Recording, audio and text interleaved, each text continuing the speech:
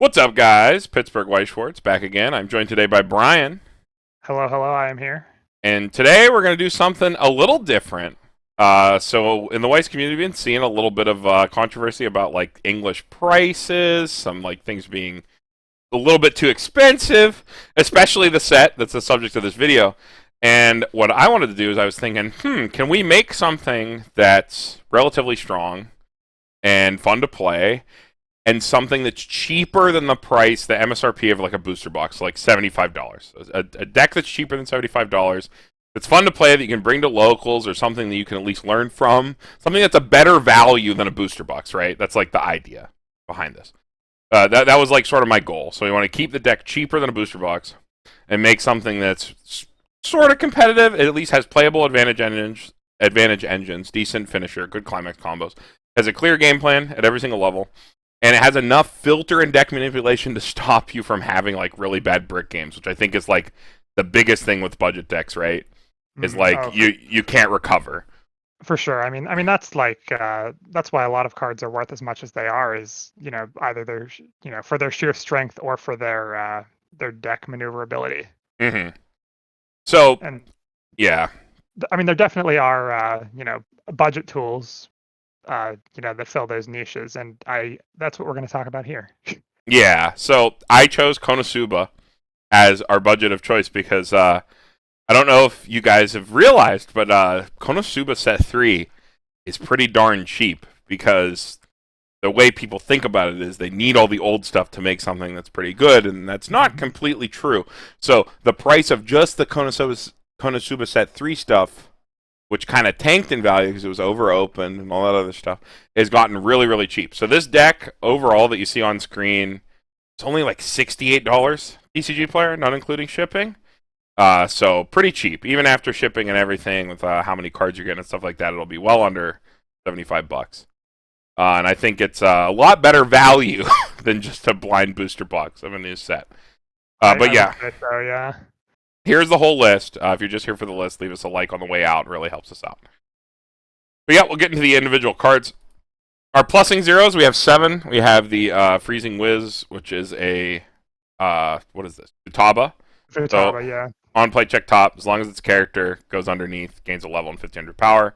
So it can beat over bombs and stuff like that. The marker has a myriad of uses later in the game. It's a 5-card brainstorm. Gives you an extra card of compression. Mills a card, quote unquote. You can use this in a lot of tricky ways. Right. Yeah. You don't have to marker. You can just look at your top card with it. Yeah, you can just leave it there. And then we have the Wiz Ricky. So this is the only old card. This is the only card from outside of Konosuba Set 3. And don't worry, it's still really cheap. This card's like $1. And it's a Krista. It's literally just on play, pay 1, clock yourself, choose a level 1 or lower character in your waiting room, turn it to your hand. So helps you try field. It is Uh, not. It's on death. Pay 1 clock. oh, on death. Yeah, you're right. On death, on death, on death. Even better.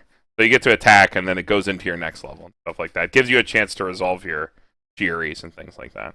But it's still a way to help keep up your hand, Yep. keep you try fielding in the early game, because the meta is either standby or aggressive now. So Yep. And it prevents you from being level locked. You can, in the worst case, play over it, clock yourself to get to level 1 if you need to early on. yeah, it does prevent you from being level locked, which is an easy way to get screwed out of a game. Again, we're trying to make sure that we're bringing up our floor as much as we can, and a tool like this is pretty commonplace and stronger, like more like, well, not stronger, but like more quote unquote meta decks. So having a sort of self clock tool like this is really important.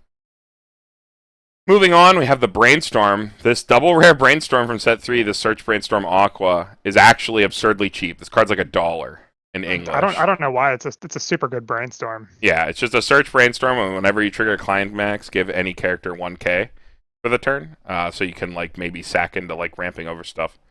But yeah, just a really decent Brainstorm with an okay second effect. And then this card isn't played very often. This is the Wiz Cheery. It's a level 1 or higher Cheery. That's pretty relevant when we get to our level 1s, because it can add events to our hand. And then as long as you have 2 or more other magic character, adventurer or magic characters, so if you're tri-fielding with throwing down the Wiz Ricky and stuff like that, this will be 2,500 power. So pretty decent card. Gives us some mill, gives us some filter. Again, that brings up the floor of the deck. Only 2 because it's a level 1 or higher. They don't feed into additional level 0 turns if you're stuck at level 0. So we don't want to do that. But it does fill our grave so that our Wiz Ricky, when it dies, has more selection. Because we can choose what order these resolve in. So if you have both down on the field, you can have your Wiz Cheery go up first, mill those 4 cards, and then resolve your On Death Ricky. Mm-hmm. Yes, sir. Last level zeros here.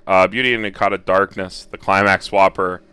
Extremely powerful card for consistency. Card's broken, yeah. Mm-hmm. Yeah, it's your best way to get into climaxes in Konosuba. So every climax you draw with the amount of mill, it becomes the climax you want when combined with other cards, which we'll talk about when we get to level 1. And then on play mill 3. So you got, if you draw it on first deck and you don't need to swap in anything and you just need an attacker, you slam it down, you get it for that first deck speed, get to your next deck faster, make sure you're more compressed. Both these effects, again, these are high floor effects. These bring up the floor of our deck, and that's the goal. Even though this card is like, I think it's like $3, it's or $2.50 or something like that. It's well worth the investment. Yeah, definitely. Because we are playing, spoiler alert, Book Pants, which can be a pretty cloggy lineup. We are playing 2 of this Climax Filter Darkness. Mm-hmm. It is on play, ditch a Climax Salvage, and then on your opponent's turn, it's a 3K level 1. So if you open this card, if you don't need to filter anything out, it's like a decent quote-unquote field plus. Going first. Yeah. Mm-hmm. Then we also have the Aqua Bomb. It's a 500 power zone bomb. It's a bottom deck bomb for level 0s, which is important. The lower power your bomb, the better it is. To make sure your ability always goes off because of the way effects are ordered in this game, simultaneous auto abilities. And then it also has a cool alarm effect that lets you hard remove things from the field. For an alarm, you give one of your characters on reverse, you can bottom deck that card, which is pretty relevant with like sticky early plays and things like that, especially into things like Slime. You can even deny Shizus by clocking this card, and then when you kill it, it goes to bottom deck before your opponent's ability can go off, and it won't go to memory. So good blue fix, just to make sure we are playing a level 1 blue combo, so we want to make sure we hit extra blue, and has a relevant second effect. Moving into level 1s, we have the Aqua Maguro for level 1 and higher cards. Adds any level 100 card, including events. Literally just on attack, check up the top 4. So Maguro is a great climax combo to sort of like teach you how mill works in Weiss Schwarz. I know that like I learned on like Crystal Song Yukina from Bang Dream and stuff like that. It's good to know. It's just like, okay, my deck's pretty good. Maybe I don't want to mill too hard, and you only reveal 1. Or you're just like, okay, I need to get through my deck, I'm out, and you just mill everything. Because you have so many different ways to like get back into climaxes, you can just recur this turn after turn after turn and just keep plussing. Because you won't win board very often with a deck like this, but we're just going to try to make sure we can always field 3 attackers and just sort of kind of get there. Since, we are a budget deck, we got to make some concessions somewhere, and power is our concession. That's the name of the game, yeah. Just keep swinging. Yep. Book, plussing trigger, not the best plussing trigger, but a plussing trigger nonetheless. Yeah, it draws you more books. Yep. On to our auxiliary level 1s. As you note, they were all yellow. And that's because yellow has some of the best utility in Konosuba Set 3. We have the Darkness Kome. It is a 5k on turn, 4k off, and then on death, look it up to 4, add a climax from among them to your hand, ditch any card. If you don't add anything to your hand, you don't have to ditch anything. This is literally free mill. Andy and I argue about this card in our set review for way too long, almost an hour. If you want to listen to that, we can check out the set review. I'll link that, timestamp that in the description. But the card's incredibly strong for recurring your climax combos. You can play this alongside 2 of your Aquas, and then when they die, you grab more Aquas, you get into another climax, you climax swap into the right one. Also, just you can play over it if you need to in a bad spot just to dig. You can crash it in, and then at the end of your turn, mill out however much you need to, because it's variable. You can stop at any point, and it's all free. Really strong. The Cosmo Bomb, even though this is a cost bombs are kind of falling off. This card's utility, I think, is almost invaluable in a deck like this. It's an on-death drop salvage. Yep. And since our other access is all from deck, this is sort of our grave access, and then it's also a zone bomb, which, like, depending on what matchup, it can be really nasty. This card's really good into slime, removes the Shizus and stuff like that. So, card's definitely good, and obviously it has that hand filter ability, and that's our go-to grave access as well. And then lastly, this card, the spiciest card in the list for sure, It is this 1/1 event. Notably, our Aqua Bomb can't add this card to hand. This card reads, you look at up to 3 cards from the top of your deck, choose up to 1 yellow card, up to 1 red card, and up to 1 blue card from among them, and add them all to your hand, put the rest in the waiting room, put this card into your memory. So this card is a up to 3 variable mill that can truly plus you, based on our ratios. We're about half blue, 1/4 yellow, 1/4 red. So most of the time it's going to plus you 2 based on those ratios. Most of the time you'll add 2 cards. This card can also add climaxes, which is important. Adds any cards to your hand. And because this card goes to memory, it is a compression neutral stockout. It will delete itself from your deck as you go, but it does give you that, little bit of extra deck speed, deck manipulation, right? Because we can stop at any point. And the fact that it can just plus you, and we're kind of conceding power, means that, we can keep up our hand and make sure we can keep up our attackers. So, really cool card. Also not a set 3 card, but also extremely cheap. It's 50 cents. Yep. It's a set 2 card, but yeah, it's dirt. No, I have never seen anybody play this card, but it's super sick. Yeah, it's super spicy. It's pretty similar to the what is it? The salami from people call it salami. That little Busters card, like they reveal 3, and if it's what is it? As long as you reveal all 3 colors, you add any of the cards for free. But this can add all 3, 3 cards if you reveal all 3 colors. And I think adding climaxes is the sickest part, because it means that you have so many ways to rip into your climaxes with this deck that you're bringing up that floor to make sure you're never going to whiff combo.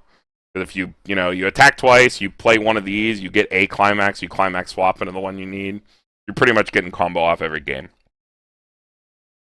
Yeah, between Koma and climax swap, you should have little trouble getting into your level 1 combo at least once.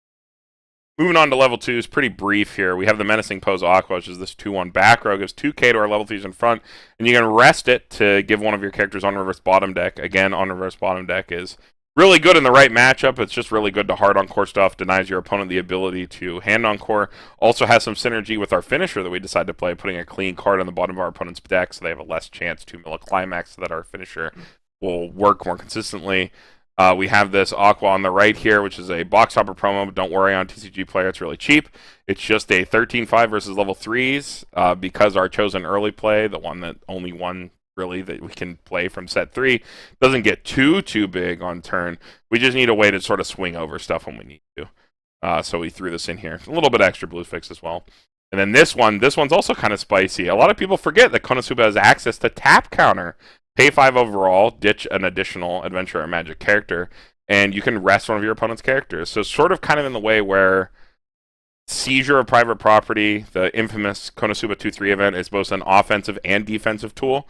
We wanted to just sort of add a strong defensive tool into the deck, so that our opponent's still playing on their toes, even though you're a budget deck and they've probably figured out you don't have Seizure.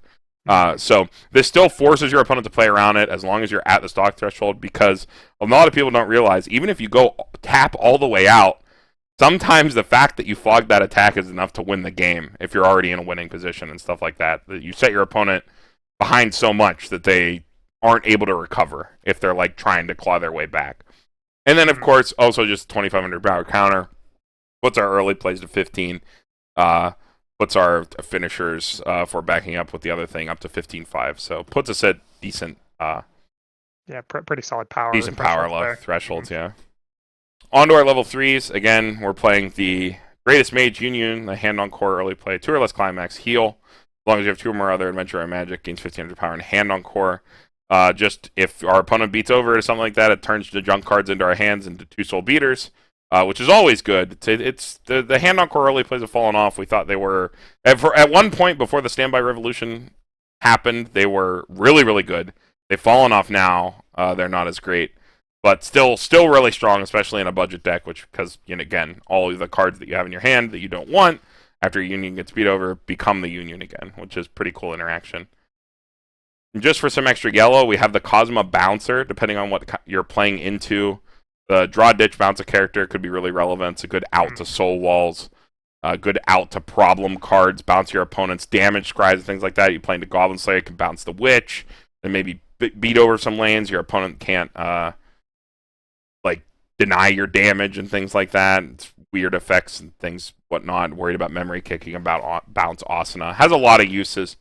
And then also you can pump him over so you can give him an extra soul, so you can set up weird side attacks. So with a little bit of finesse, this card can be really good. So it's just decent tech one of at level 3.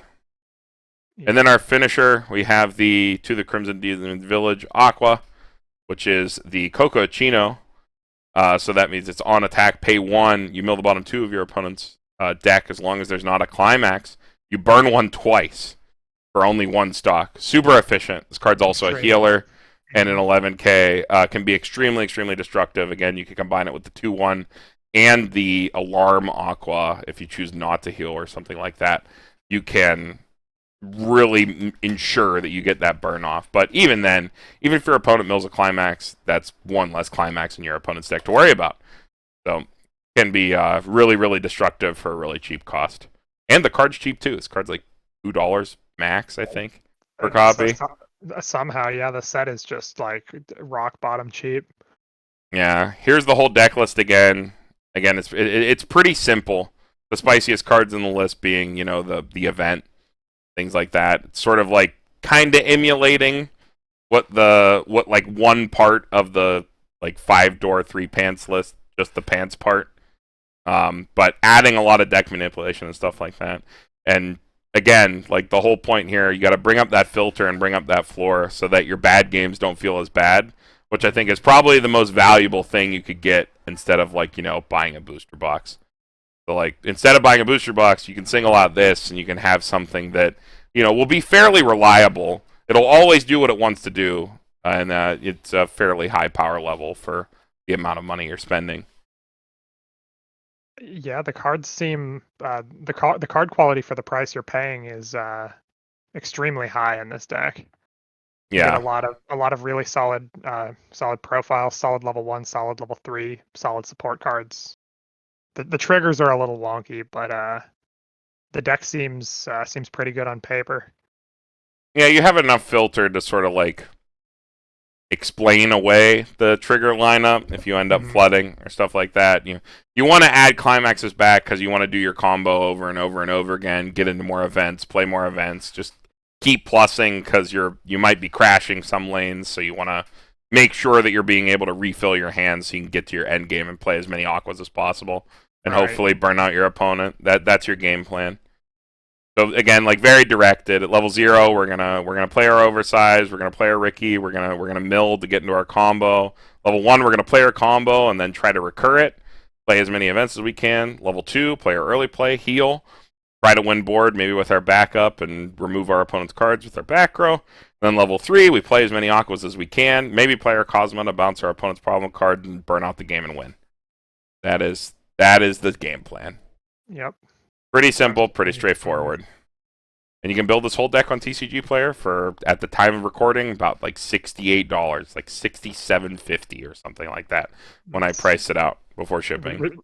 Ridiculous, yeah. Yeah, if you can get this deck for that, and you know you just want to be like, oh well, like I'm new and I don't know if I'm gonna be into Weiss or something like that. If you like Konosuba and you're sort of afraid to be like, oh, I can't build a Konosuba, it's too expensive. This will be a definitely fun deck that you can pick up on the cheap, play your favorite characters, and snatch a couple wins. If I sat down against this, even with like, you know, the most meta of meta decks, I wouldn't be able to disrespect it, which is the final goal. It's like you gotta play something that even the super top tier decks at least have to respect. But what if Eris is my favorite character? Well, Eris costs too much money now. That card's gotten expensive. Yeah. But yep, that's about it. Card Games Competitive Discord. We don't run these, but we are in them. If you want to talk about Weiss Schwartz, maybe grab some games on webcam or Weiss Fight or something like that, definitely check those out. Looking to buy, sell, and trade Weiss Schwartz, definitely check out Global and NA. Also have reveals for JP stuff with translations come out on Global all the time. And those are also in the Discords too now, so definitely check that out. And then if you're interested in trying this deck out, and even if you don't want to buy it for as cheap as it is, you can try it out on Weiss Fight first and then go buy it on TCGPlayer. It's just like Dueling Book, if you're familiar with that with Yu-Gi-Oh! So you can hop on there, use Encore decks, grab the link. We'll have the link for this deck in the description. You just plug that in and then get in there and play against whoever you want. You don't even need voice chat or anything. There's a built-in chat, just like Dueling Book, and hash it out and get some games in. It's really cool. And you can join the Discord, leave some feedback, make it a better product. The dev is really responsive, really quick to implement user feedback. So definitely give that a look. Anything on the way out, Brian? Nothing else from me. All right, Pittsburgh White Sports signing off. We'll see you guys in the next one. Yep, see ya.